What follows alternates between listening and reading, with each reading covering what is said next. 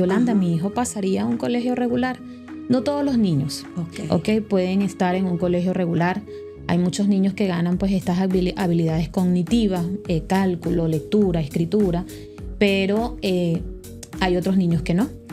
Cuando esto sucede, es sumamente importante trabajar en base a lo que el niño realmente puede funcionar. Por lo menos aquí en Venezuela, lo que es la condición de síndrome de Down está totalmente excluida el que puedan integrarse a un colegio regular. Los niños con condición de autismo, en el caso que tengan nivel 1, mayormente son incluidos en espacios de aulas regulares. Sin embargo, en el caso de síndrome de Down, es importante darle la oportunidad también.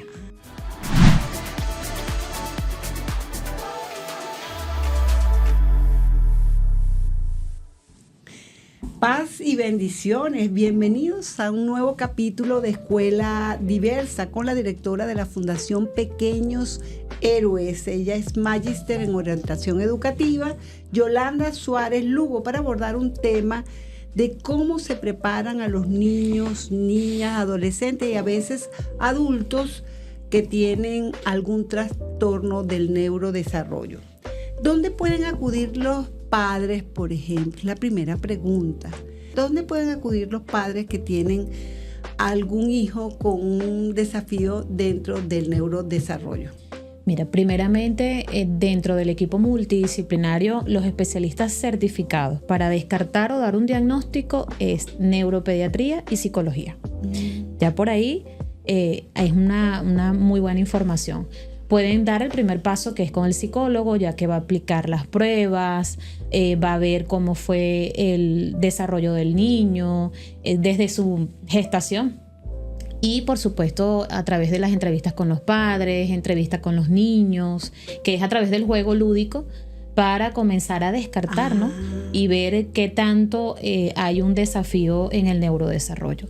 Neuropediatría y psicología son los encargados y certificados para dar un diagnóstico. Porque uno piensa, por ejemplo, en síndrome de Down y es muy claro ya por la fisionomía. Exacto. También pueden acudir, ya eso tiene desde el principio, desde el diagnóstico del pediatra, pero cuando estamos hablando, por ejemplo, de alguna discapacidad o son autistas, ¿es el mismo procedimiento de los padres? Necesitan rehabilitación terapéutica, sea fisioterapia, terapia de lenguaje, psicopedagogía, ganar habilidades de autonomía, también sumamente importante.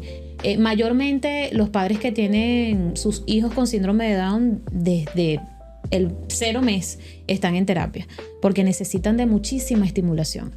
Y por lo general son niños muy despiertos, con muchas habilidades, y hay casos de niños que, por ejemplo, tienen 8 o 9 años y no hablan, y tú dices, ¿qué pasó? ¿Por qué no está hablando?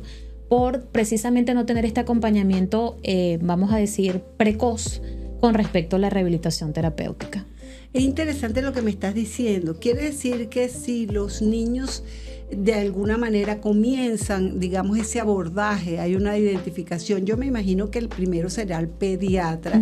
Los padres también requerirían algún tipo de orientación o de terapia. Sí, de hecho ese es otro desafío dentro del abordaje terapéutico, porque casi siempre como padres se preocupan y se ocupan de que sus niños reciban todo el abordaje terapéutico, pero yo como padre me descuido. Y si yo como papá también no me encuentro bien, tengo tantos, vamos a decir, interrogantes con respecto al proceso de mi hijo, ¿qué va a hacer? Es muy importante poder trabajar con papá a nivel de orientación familiar a través de psicología. En mi caso, nosotros en Fundapé realizamos ese trabajo. A mí me ha tocado muy de frente trabajar con mis papás, muchos papás, a pesar de que cuento con un gran equipo de psicólogos en Fundapé, les gusta trabajar conmigo en terapia. Yolanda, necesito estar contigo para que me orientes, que me digas, porque hay también mucha necesidad de saber qué va a pasar en el futuro con mi hijo. Claro, y en este sentido, por ejemplo, ¿cómo se abordan esas dificultades relacionadas con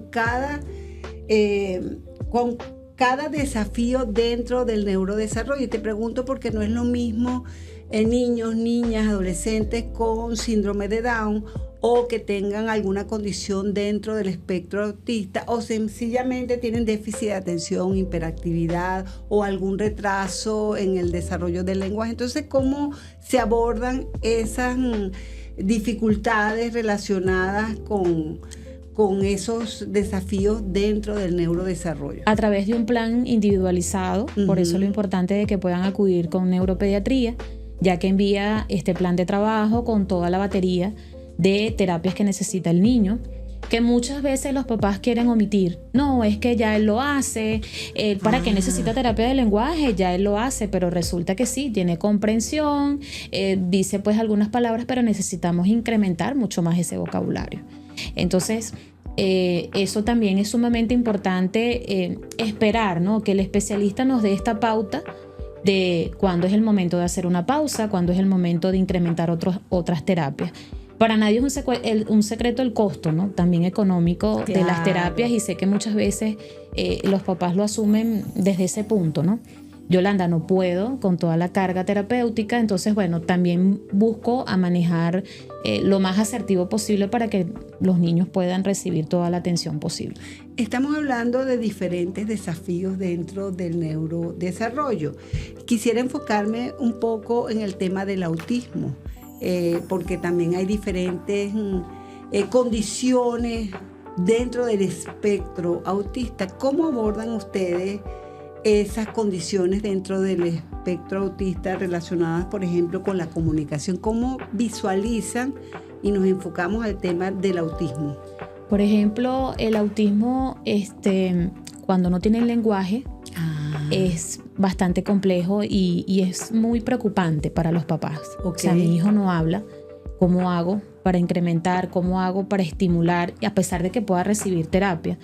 Pero hay casos muy puntuales dentro del espectro autista de niños que no hablan, sino que se comunican a través de imágenes, a través de gestos, y eso tienden a ser también muchas veces selectivos al momento de la comunicación.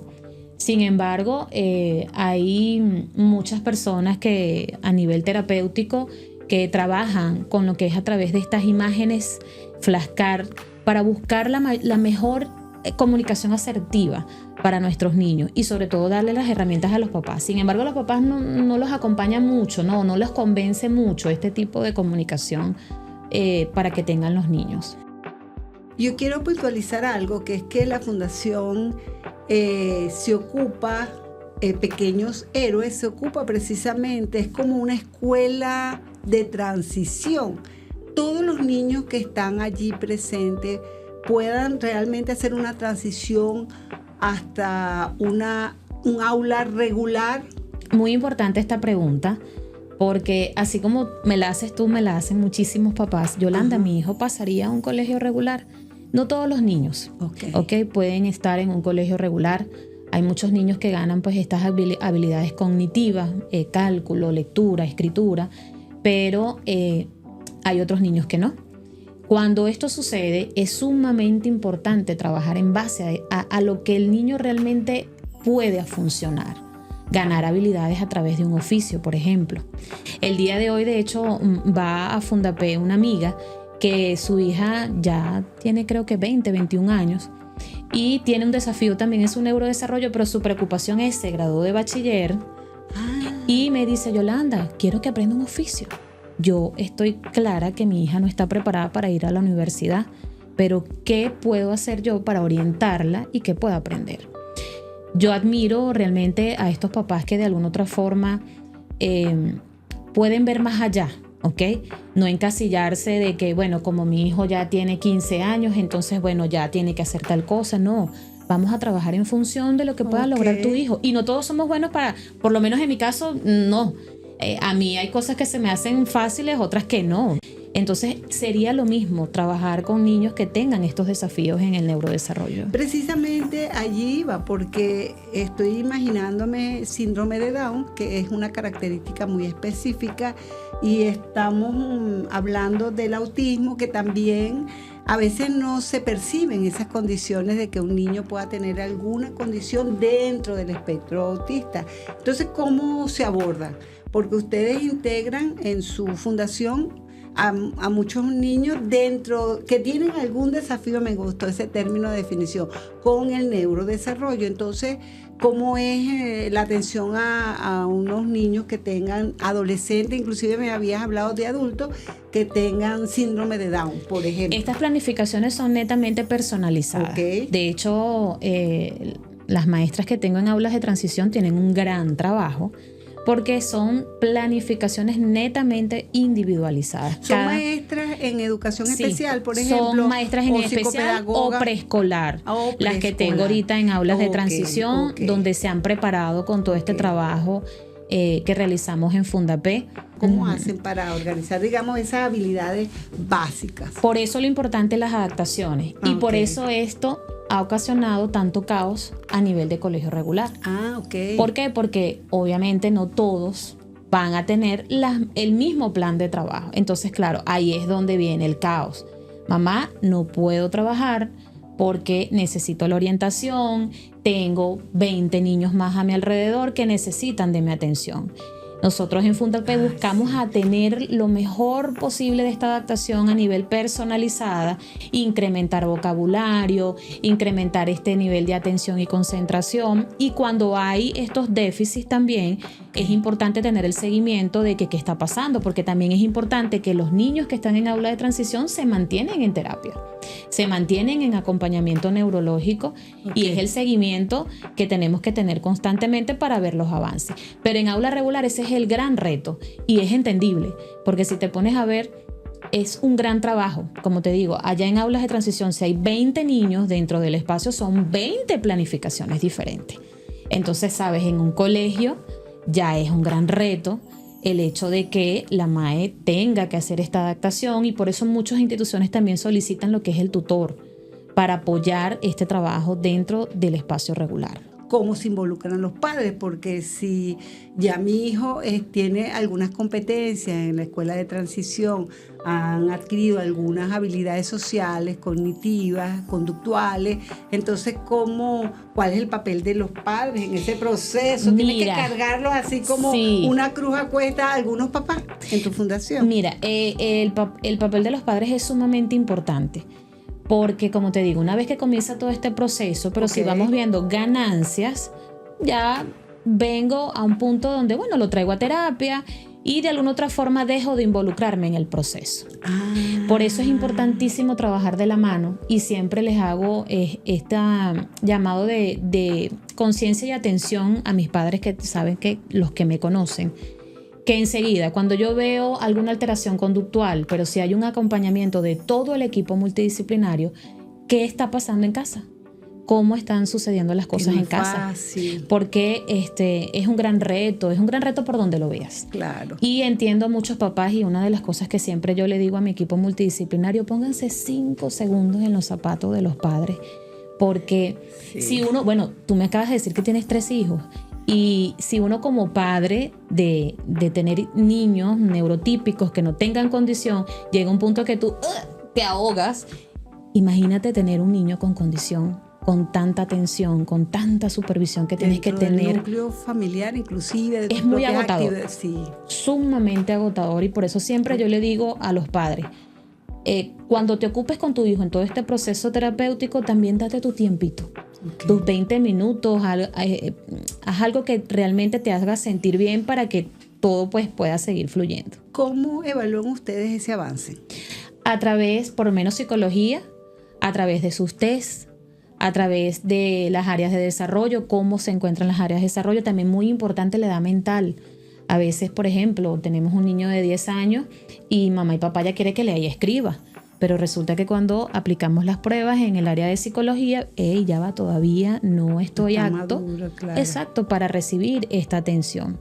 Y eso causa mucha frustración. Claro. Entonces, claro, ya cuando los papás ven que hay una evaluación que todavía no está preparado para recibir este tipo de atención, ya bajan también un poquito los niveles de exigencia. Ya para finalizar, ¿cómo observa desde su experiencia la inclusión de niños dentro del espectro autista, por ejemplo, de síndrome de Down en la escuela regular? Bueno, por lo menos aquí en Venezuela, lo que es la condición de síndrome de Down está totalmente excluida el que puedan integrarse a un colegio regular. Los niños con condición de autismo, en el caso que tengan nivel 1, mayormente son incluidos en espacios de aulas regulares. Sin embargo, yo aquí de polémica, considero que en el caso de síndrome de Down es importante darle la oportunidad también. Porque ellos llegan precisamente a los espacios de aulas regulares a sensibilizar estos espacios. Y muchas veces no, él tiene que estar en un colegio especial, él no tiene que estar en un colegio regular, no tenemos la atención para dársela al niño y resulta que puede trabajar una planificación en base a esa necesidad que le está presentando. Siempre yo digo que darle la oportunidad de que por lo menos puedan tener una escolaridad asistida, ¿no? Que eso va a permitir ganancias a nivel de habilidades sociales. Entonces el síndrome de Down en este caso, por lo menos aquí en Venezuela, porque tengo mucha población síndrome de Down en Fundapé, bueno, yo creo que no hay ningún papá que se me haya acercado para decirme que ha tenido una receptividad positiva para incluir a sus hijos en aulas regulares. Bueno, muchísimas gracias a Yolanda Suárez de Lugo. Me encanta hablar de esa fundación Pequeños Héroes, porque ellos son héroes, pero ustedes también que integran ese equipo para darle oportunidad a esos niños con un desafío dentro del neurodesarrollo puedan realmente avanzar y cumplir sus metas educativas. Muchísimas gracias. Gracias a ti. Colegio Universitario de Psicopedagogía CUC. Emocionalidad en la diversidad.